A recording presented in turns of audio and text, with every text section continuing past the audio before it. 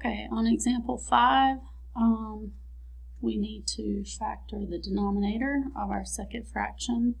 So we can think about doing AC with that. And if we do 1 times 5 to give us 5, and we need factors of 5 that will add to be 6.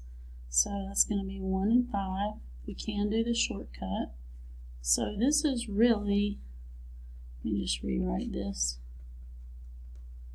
We also have a GCF up here. I'm going to factor that out.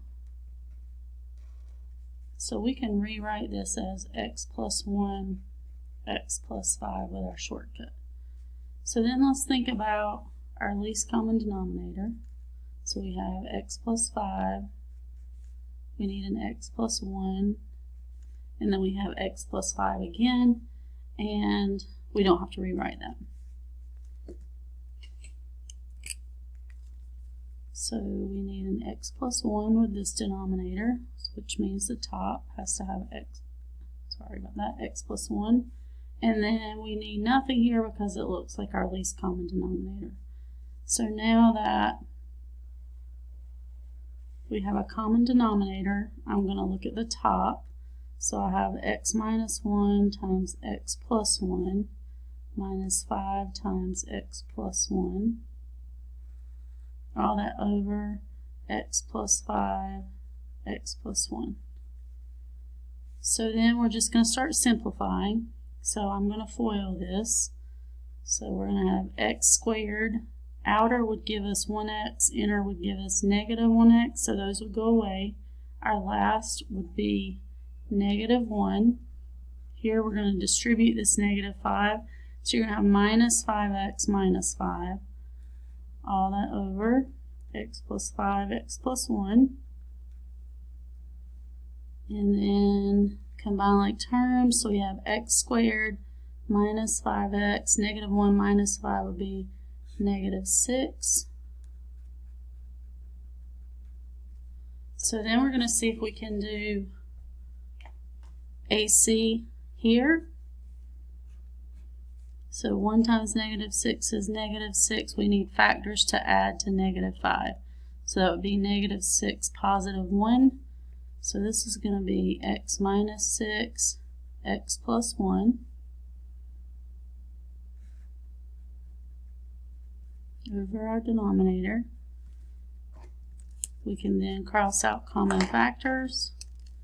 So simplified form is x minus 6 over x plus 5. It did ask us for our restriction, so I'm going to come up here for that. So back to our factored denominator, or you could look at your least common denominator. You would have x could not be negative 5 and x could not be negative 1. So it's just the opposite of your factors. Example 6, we are adding and subtracting. So the first thing we want to do is factor our denominators. I see that this has a GCF of x. So I'm just going to rewrite that. Nothing here we can do. This is a difference of squares. So I'm just going to rewrite that. So now let's think about our least common denominator. So we need an x. We need an x minus 5. And then we need, there's x again, but we've already got it. We need an x plus 5. And then there's x minus 5, but we've already got that. So then let's work on getting our common denominator. So if you compare this denominator to your least common denominator, it's missing the x plus 5. So top and bottom. Here, you're missing the x minus 5 and the x plus 5. So that's got to go everywhere. And then here, we're just missing the x. So our common denominator is going to be x times x minus 5 times x plus 5. And let's see what we have across the top for our numerator. So we have 5 times x plus 5 plus 1 times this. So we're just going to drop that 1.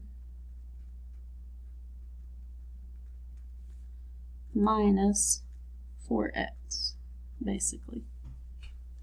Okay, so then we'll just keep simplifying. So I'm going to distribute here to get 5x plus 25. This, again, I'm going to FOIL this or distribute, but if you look, first times first would give me x squared. Outer would be positive 5x, inner would be negative 5x. So those terms are going to cancel.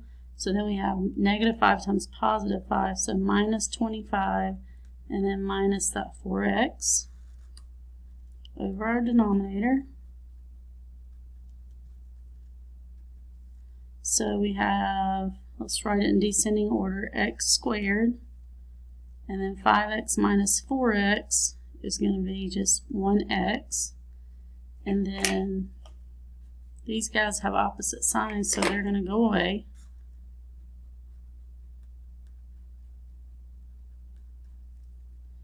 So then you have a GCF on top of x.